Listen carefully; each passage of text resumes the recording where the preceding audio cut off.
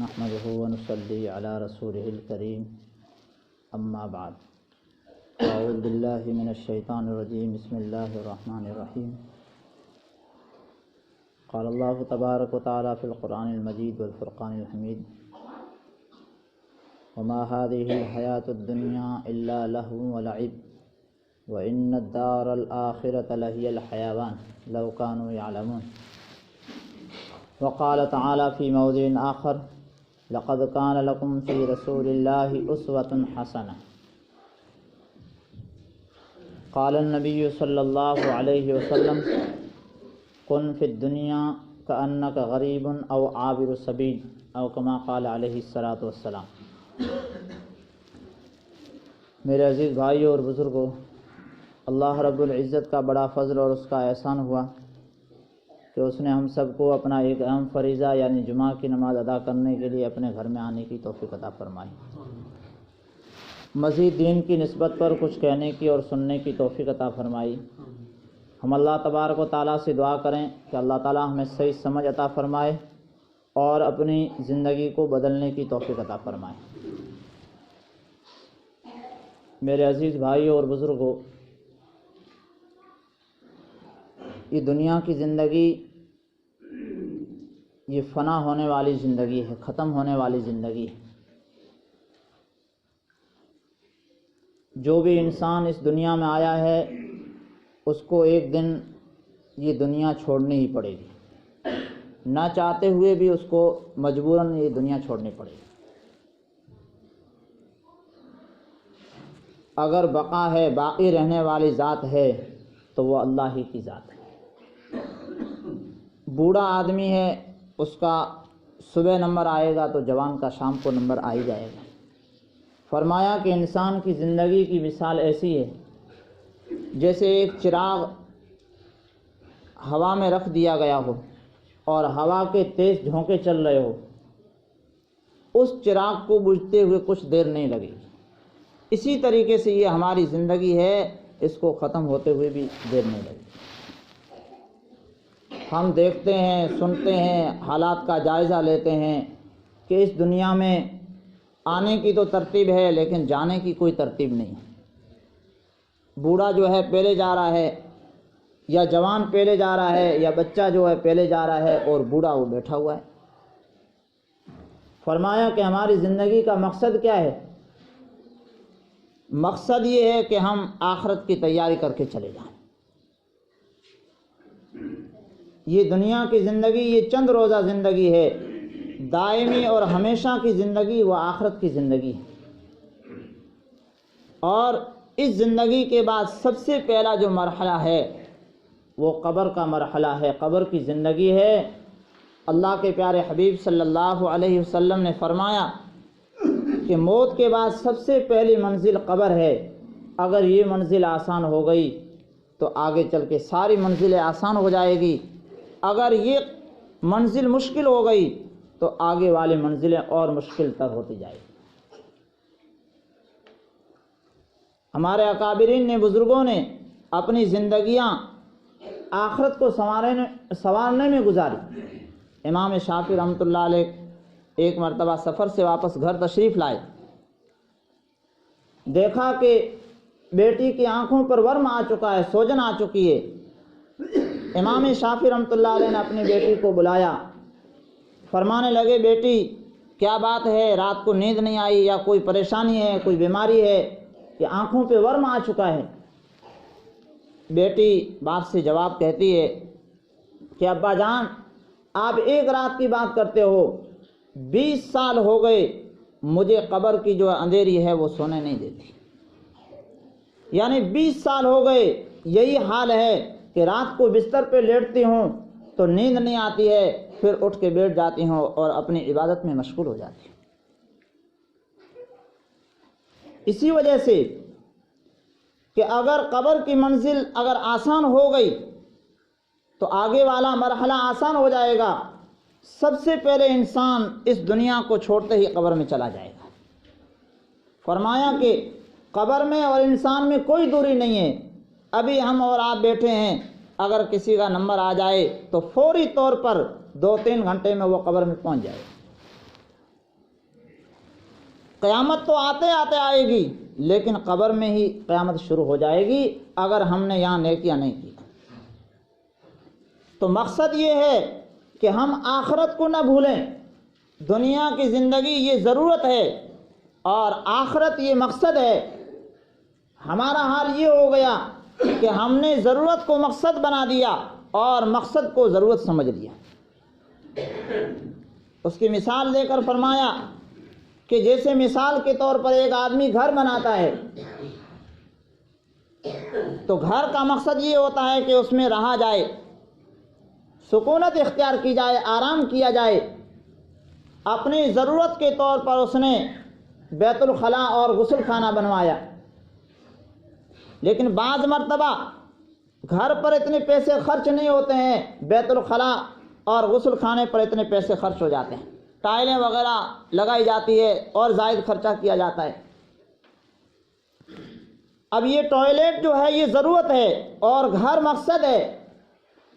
اب بیٹا باپ سے کہتا ہے کہ ابا جان باتھ روم پر پیسے زیادہ لگے ہیں، گھر پر پیسے کم لگے ہیں، بہتر یہ ہے کہ بستر یہاں سے گھر سے اٹھایا جائے اور جا کر ٹوائلٹ میں بسا جائے، یعنی وہیں جا کر آرام کریں گے۔ تو ساری دنیا اس کو بیوقوف کہے گی کہ یہ باتھ روم یہ تیری ضرورت ہے، اگرچہ پیسے زیادہ لگ چکے ہیں، اور گھر مقصد ہے، گھر جیسا بھی ہو چاہے کم خرچہ لگا ہو لیکن اسی میں رہنا پڑے گا، یہی عقل مند ہے۔ تو ہم عقل مند اس وقت کہلائیں گے کہ دنیا کو ہم ضرورت سمجھیں اور آخرت کو اپنا مقصد سمجھیں۔ آج ہم نے اس سسٹم کو الٹا کر دیا کہ آخرت کو ہم نے ضرورت بنا دیا اور دنیا کو ہم نے مقصد سمجھا۔ فرمایا کہ اس کا پتہ کیسے چلے گا کہ ہم نے دنیا کو ضرورت سمجھا ہے یا مقصد بنایا ہے؟ فرمایا کہ اگر 3 کام اپنی صحیح سمت میں جا رہے ہوں، اگر صحیح طریقے سے چل رہے ہوں تو آپ سمجھ جائیے کہ دنیا ہماری ضرورت ہے اور آخرت ہمارا مقصد ہے، اور اگر ان 3 کاموں میں اگر کمی بیشی ہو رہی ہو تو آپ سمجھ جائیے کہ دنیا ہمارا مقصد بن چکی ہے۔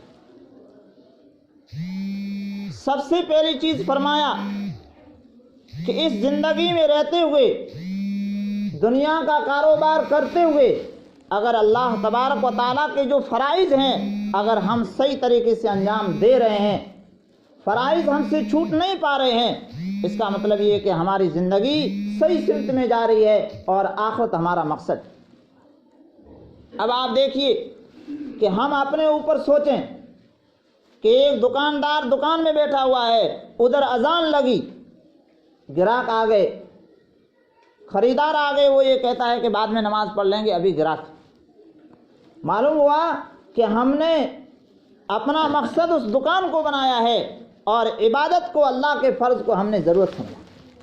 اس کا مطلب یہ ہے کہ ہم اب صحیح راستے سے بھٹک چکے ہیں۔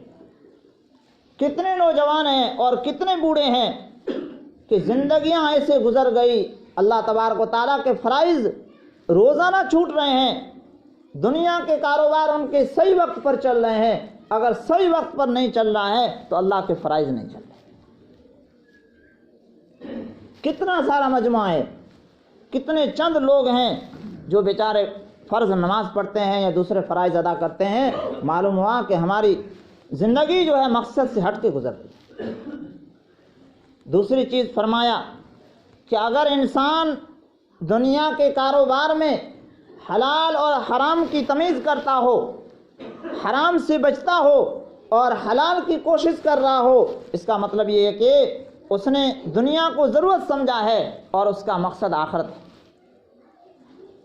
اگر ہمارا کاروبار، ہماری کمائی، اس میں ہم حرام اور حلال کی تمیز نہیں کر رہے ہیں، ہم یہ سوچ رہے ہیں کہ پیسے آنے چاہیے، کسی بھی طریقے سے آوے، اس کا مطلب یہ ہے کہ ہم نے دنیا کو مقصد بنایا ہے اور آخرت ہماری ضرورت بن گئی۔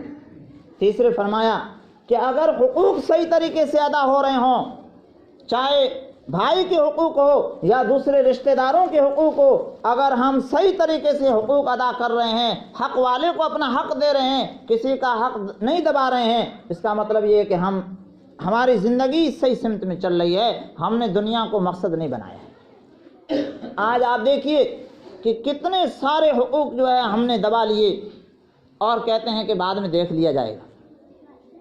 اور کچھ لوگ یہ کہتے ہوئے سنے جاتے ہیں کہ قبر میں کون کھوترے جو سے، مرنے کے بعد کون آئے گا قبر میں. میرے عزیز بھائیو، اس کا مطلب یہ ہے کہ ہمیں آخرت کا بھی یقین نہیں ہے. صحابہ کرام کی اللہ کے پیارے حبیب صلی اللہ علیہ وسلم نے ایسی تربیت کی تھی کہ وہ یہ سمجھتے تھے کہ اگر دنیا میں کسی کا حق ہم نے دبا لیا، اگر ہم سے کوئی جرم ہو گیا تو دنیا ہی میں اس کو معاف کرا لیا جائے، دنیا ہی میں توبہ کر لی جائے اور آخرت میں ہمارا کوئی جرم ثابت نہ ہو. اور آج ہمارا معاملہ یہ ہے کہ آئے دن حقوق پہ حقوق مارے جا رہے ہیں اور فرائض پہ فرائض چھوٹ رہے ہیں، ہمیں کوئی پرواہ نہیں. اللہ کے پیارے حبیب صلی اللہ علیہ وسلم نے صحابہ کرام کی ایسی تربیت کی تھی کہ اگر ان سے تھوڑا سا جرم ہو جاتا تھا تو معاف کرائے بغیر ان کو چین نہیں آتا تھا. ایک صحابی رضی اللہ تعالیٰ عنہ دوسرے صحابی سے انہوں نے زمین لی، زمین خریدی، پیسے ادا کر دیے، ہل جوت رہے تھے، ہل جوتتے ہوئے ان کو زمین کے اندر سے سونا مل گیا. وہ صحابی رضی اللہ تعالیٰ عنہ جنہوں نے زمین لی تھی ان کو سونا ملا. وہ صحابی رضی اللہ تعالیٰ عنہ وہ سونا لے کر جس آدمی سے، جس صحابی سے وہ زمین خریدی تھی اس کے پاس لے کر گئے. کہنے لگے کہ میں نے تم سے زمین خریدی ہے، یہ سونا نہیں خریدا تھا. کھیت دینے والے صحابی رضی اللہ تعالیٰ عنہ کہتے ہیں کہ میں نے زمین کے ساتھ میں ساری جو چیزیں ہیں وہ بیچ دی تھی، یہ سونا میرا نہیں ہے. یعنی کھیت لینے والا بھی سونا لینے کے لیے تیار نہیں ہے اور کھیت دینے والا بھی سونا لینے کے لیے تیار نہیں ہے. وہ یہ سمجھ رہے ہیں کہ ہو سکتا ہے کہ اس کا حق ہو اور میں مار لوں تو قیامت کے دن میں کیا جواب دوں گا. اور آج ہمارا معاملہ کتنا دور جا چکا ہے. آج ہماری زندگیاں جو ہے مقصد سے بھٹک چکی. یہ ان کی زندگیاں تھی. ایک صحابی رضی اللہ تعالیٰ عنہ سے زنا کا صدور ہو گیا. اللہ کے پیارے حبیب صلی اللہ علیہ وسلم کے پاس آئے اور کہنے لگے کہ اللہ کے پیارے حبیب صلی اللہ علیہ وسلم طاہرنی، مجھے پاک کر دی. اللہ کے پیارے حبیب صلی اللہ علیہ وسلم نے فرمایا کہ کیا ہوا؟ کہنے لگے کہ مجھ سے زنا کا صدور ہو گیا. اللہ کے پیارے حبیب صلی اللہ علیہ وسلم نے اپنا چہرے مبارک پھیر لی. 4 مرتبہ اس طریقے سے کیا، چوتھی مرتبہ بھی انہوں نے اقرار کیا.